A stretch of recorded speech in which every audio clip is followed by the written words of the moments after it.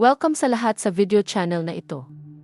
Ngayon ay inihaharap namin sa iyo ang isang katas mula sa salita ng Diyos na sinalita ng ating Panginoong Jesucristo sa banal na monasteryo ng Bagong Jerusalem ng Romania tungkol sa araw na binuksan ng pinuno ng mga mamamayang Ruso ang pinto para sa kanyang binugbog upang maupo sa konseho kasama niya sa harap ng mga bansa sa lupa.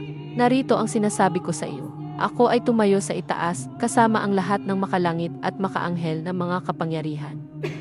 Noong araw na ang pinuno ng mga mamamayang Ruso ay nagbukas ng pinto para sa kanya na pumasok upang maupo sa kanyang konseho sa harap ng mga bansa sa mundo. At siya ay nagpatotoo sa araw na iyon ang pananampalataya ng kanyang mga tao at ang simbahan ng mga Kristiyanong ito sa loob ng 1,000 taon.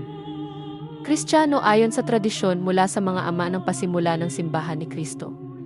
Inilabas niya ang karunungan na nakasalalay sa kanya at sinabi na ang digmaan ay palaging nasa lupa sa pagitan ng mga pagano at mga Kristiyanong tao upang madaig lamang si Kristo at ang tunay na pananampalataya at ang mga tunay na Kristiyano. Kayo ay tumingin mula sa lupa at ako, ang Panginoon, ako, at ang buong langit ay tumingin mula sa itaas na may mga mata at tainga na walang bilang.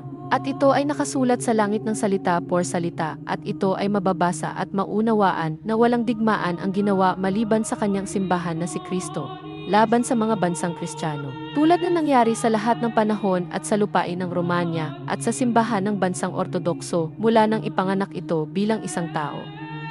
Kasama ang aking kapanganakan sa mga tao sa lupa.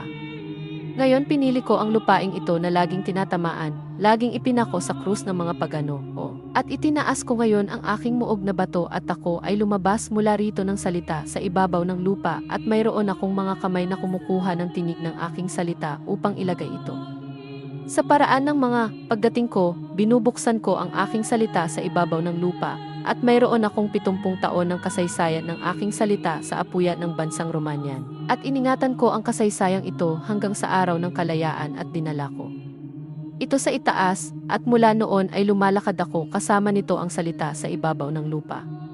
Paminsan-minsan ay tinitingnan ko ang lahat ng nasa langit sa lahat ng talumpating ipinanganak mula sa lahat ng dako pagkatapos ng sinabi noong araw ng ako ay tumayo sa itaas ng bahay na kinaroroonan ng pinuno ng mga mamamayang Ruso at ng mga nasa paligid niya na tagapagtanggol ng kanilang bansang Kristiyano. Masdan, ang buong pagpupulong at pananalita ay isinulat sa langit. Dahil ang karapatan, Kristiyano, pananampalataya ng mga ninuno ay ipinagtapat at ang patotoong ito ay kailangang kunin sa langit kailangan ang pagsisisi, kailangan ang pagpapakumbaba, kailangan ang katotohanan, ang kasinungalingan ay dapat sirain, sapagkat ang ama nito ay ang dyablo, dahil ang ama ng katotohanan ay ang Diyos Ama, ang Anak, at ang Banal na Espiritu. Ako ay naparito sa iyo upang magsalita ng kapayapaan sa iyo at sa gitna mo. Kapayapaan sa iyo, sinasabi ko ngayon, kung ikaw ay tatanggap. Magtrabaho ng kapayapaan. Huwag nang gumawa ng mga sandata, walang pagbabanta, walang kasinungalingan, walang panlilinlang. Hindi, mga anak, hindi, dahil ang pag-ibig ay naghihintay at nais na dalhin sa diwa nito ang iyong isip at puso at damdamin at pananampalataya na ako ay nakaupo sa payo sa iyo sa araw na ito sa lupa. Amen. Iniiwan ko ang ibaba at iniiwan ang aking pangalan sa aking liham sa iyo. Ang pangalan ko ay Hesukristo, ang salita ng Diyos na pumarito sa lupa at namamahala sa mga tao mula sa langit at nagpapasto ng may awa. Na may makalangit na pag-ibig sa mga naghahanap ng pagkain mula sa itaas, dahil hindi magagawa ng tao ang tanging Diyos lamang ang may karapatang gawin. At hayaang magpakumbaba ang tao sa kanyang nilikha mula sa Diyos at hayaan siyang maging anak ng Diyos. Anak ng Diyos, hayaan ang tao sa lupa. Amen, amen, amen. Ito ang pagtatapos ng programa ngayong araw. Pagpalain ka nawa ng Diyos at panatilihin kang malapit sa kanyang sagradong puso. Amen.